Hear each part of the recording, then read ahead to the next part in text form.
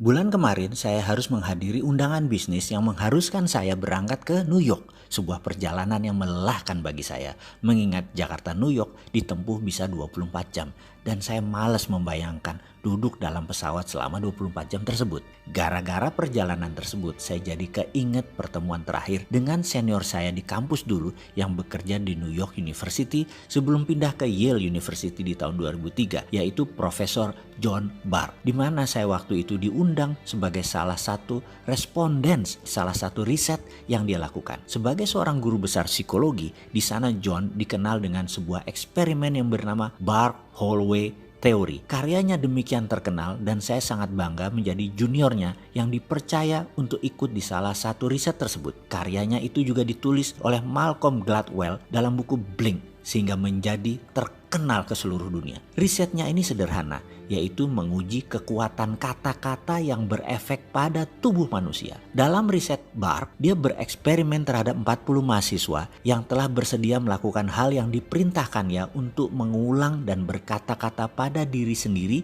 selama 30 hari. Atau kalau disederhanakan, disuruh melakukan self bicara dengan diri sendiri selama 30 hari. Ke-40 mahasiswa dibagi dua kelompok, kelompok A dan kelompok B.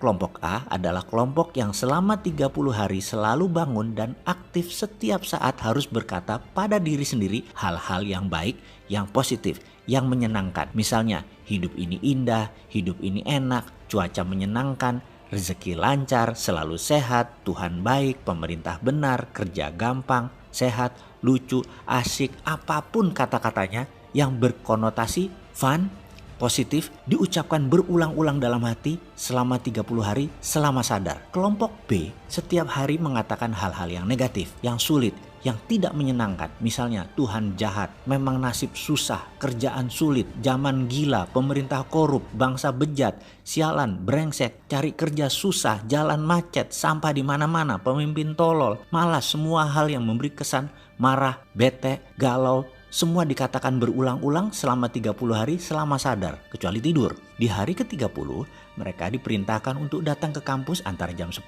sampai jam 13. Sepanjang hallway atau koridor disiapkan kamera yang banyak karena ada 100 responden dari beragam latar belakang hadir untuk menilai. Kita melihat via monitor, via kaca cermin yang semua tidak diketahui oleh peserta. Saya termasuk di antara 100 koresponden tersebut. Kami tidak tahu mana yang dari kelompok A, mana yang dari kelompok B. Kami hanya dikasih kertas, ada gambar foto peserta, beserta nama. Di sana ada dua kolom, A dan B.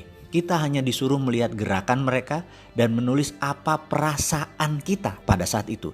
Kira-kira mereka dari kelompok A dicontreng A. Kalau dari kelompok B, ya B. Sangat sederhana kan? Selama 3 jam, kami berseratus menilai setiap mahasiswa yang jalan melalui koridor panjang tersebut. Setelah selesai, kertas direview, dikumpulkan dan kami lunch. Selesai lunch, 100 jawaban kami disorotkan ke layar LCD proyektor. Apa yang terjadi? Kami berseratus tepat menebak 40 peserta tersebut mana yang A dan B dengan ketepatan 95%. Kami semua kaget. Namun kalau dipikir-pikir, ekspresi atau aura atau citra diri mereka demikian jelas terbaca, ceto. Kekumuhan pancaran wajah peserta demikian jelas tergambar. Padahal ia pada saat itu menggunakan 3-piece suit yang rapih, jas 3 lapis, sangat perlente. Kesuraman terpancar walaupun dia pakaian rapih. Dan dia dari kelompok B. Di sisi lain, pancaran gloomy atau berkilau wajahnya berbinar dari salah seorang peserta walau dia hanya mengenakan jeans dan kaos oblong.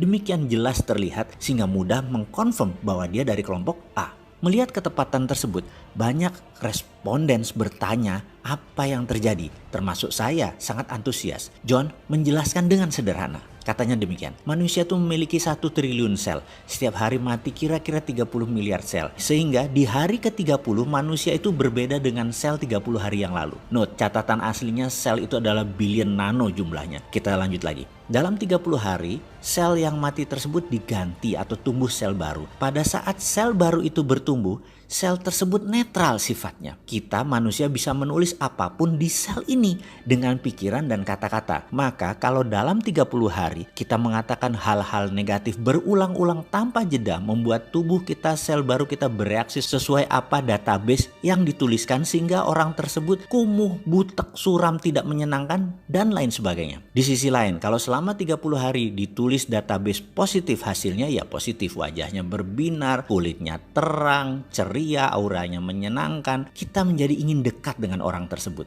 Demikian John menceritakan versi simpelnya. Lalu dalam hati saya berkata, inilah pelajaran yang saya dapat di Australia dulu, yang saya rangkum dalam video Sadar Kaya Advance. Dan inilah inti ajaran agama yang mengajarkan ini dalam agama saya, agama Islam. Berzikir, mengingat Tuhan, bahkan di bulan Ramadan. Kalau benar-benar 30 hari melakukan subconscious reprogramming seperti ini, semua orang bisa menjadi fitri, menjadi manusia baru setelahnya. Dan setiap agama punya pelajaran tentang hal ini. Bahkan di Islam lebih jelas lagi. Namun saya selaku pribadi nggak ngerti sainsnya sampai John Barth mengurai dari sisi ilmu pengetahuan seperti ini. Ya, dasar manusia seperti saya yang memang keminter, sok pinter. Apa-apa harus logika masuk dulu baru percaya. Padahal mbok percaya aja sama ajaran para nabi dan kekasih Allah. Selesai semua masalah negatif di dunia ini.